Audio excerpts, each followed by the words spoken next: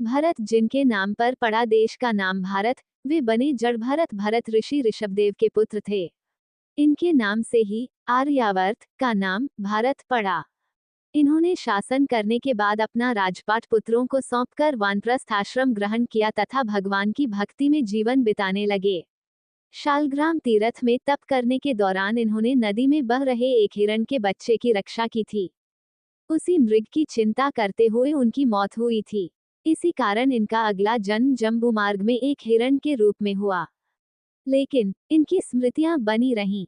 इस कारण हिरण के जन्म में भी ये भगवान के ध्यान में लीन रहते थे। हिरण की मृत्यु के बाद इनका अगला जन्म एक ब्राह्मण परिवार में हुआ था। इन्हें अपने पूर्व जन्म की सारी स्मृतियां थीं। अब इन्होंने समझ लिया था कि आसक्ति ही दुखों का कारण है। इस कारण ये आसक्ति के नाश के लिए प्रयासरत रहते थे। जन्म के साथ ही जड़ की तरह रहने लगे थे। लोग इन्हें मूर्ख समझने लगे थे, लेकिन ये मोक्ष प्राप्ति के लिए ऐसा कर रहे थे।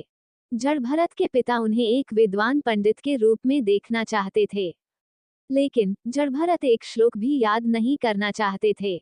बाद में इनके माता पिता की मृत्यु हो गई। इसके बाद इनके भाई और भाभियां इनसे काफी बुरा बर्ताव करने लगे। जड़ भरत के भाई पुरोहिती कर काफी अर्थोपार्जन कर लेते थे। भाभियां इन्हें निकम्मा बोलकर ताना देने लगीं। इस कारण से ये जड़ भरत इधर उधर मजदूरी कर लेते थे।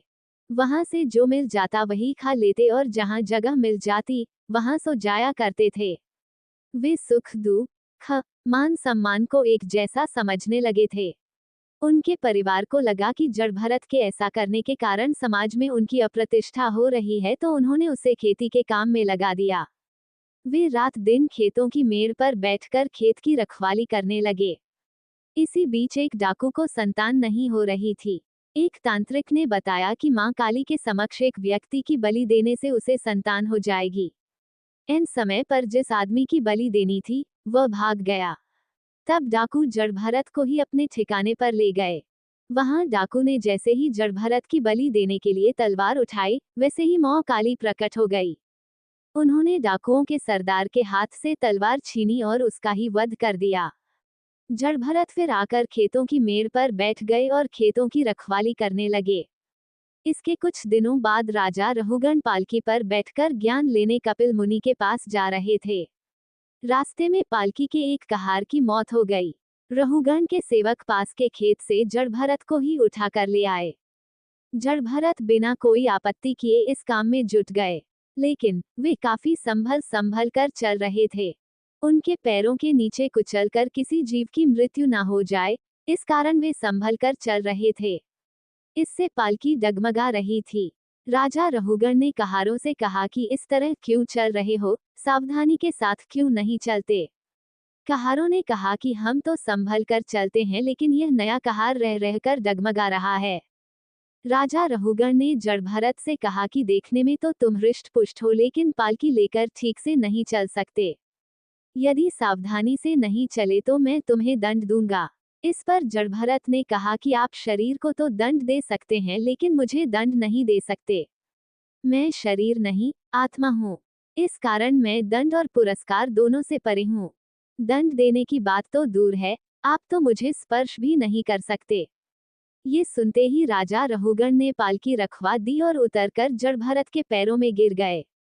उन्होंने जड़ भरत से उनका परिचय पूछा। तब जड़ भरत ने कहा कि राजन, मैं न तो कपिल मुनि हूँ और न कोई ऋषि हूँ। मैं पूर्वजन्म में एक राजा था। मेरा नाम भरत था। मैंने भगवान श्रीहरि के प्रेम और भक्ति में घर द्वार छोड़ दिया था। मैं हरिहर क्षेत्र में जाकर रहने लगा था, किंतु एक मृग शिशु के मोह में फंसकर मैं भगवान को भी भूल गया। मृग शिशु का ध्यान करते हुए जब शरीर त्याग किया तो मृग का शरीर प्राप्त हुआ। मृग का शरीर प्राप्त होने पर भी भगवान की अनुकंपा से मेरा पूर्व जन्म का ज्ञान बना रहा। मैं ये सोचकर बड़ा दुखी हुआ कि मैंने कितनी अज्ञानता की थी। एक मृगी के बच्चे के मोह में फंसकर मैंने भगवान श्रीहरि को भुला दिया था। राजन, जब मैंने मृग शरीर का त्याग किया तो मुझे ये ब्राह्मण शरीर प्राप्त हुआ। ब्राह्मण का शरीर प्राप्त होने पर भी मेरा पूर्व जन्म का ज्ञान बना रहा। मैं ये सोचकर कि मेरा ये जन्म व्यर्थ न चला जाए, अपने को छिपाए हूँ। मैं दिन रात परमात्मा रूपी शिव बाबा की याद में रहता हूँ, मुझे शरीर का ध्यान बिल्कुल नहीं रहता। राजन, इस जगत में न कोई राजा है, न प्रजा, न कोई अमीर है, न कोई गरीब, न कोई कमजोर है, न कोई बलवान, न कोई मनुष्य है, न कोई पशु। सब आत्मा ही आत्मा हैं। इस जगत में सब एक शरीर रूपी पोशाक पहनकर आत्मा अभिनेता पाठ निभाते हैं। राजन, यही श्रेष्ठ ज्ञान है और यही श्रेष्ठ धर्म है। उन्होंने जड़ भरत से निवेदन किया, महात्मन, मुझे अपने चरणों में रहने दीजिए, अपना शिष्य बना लीजिए। जड़ भरत ने उत्तर दिया, राजन, जो मैं हूँ वही आप हैं। न कोई गुरु है, न कोई शिष्य, सब आत्मा है। रहुगण जड़ भरत से अमृत ज्ञान पाकर तृप्त हो गए। राधे राधे, जय श्री कृष्णा।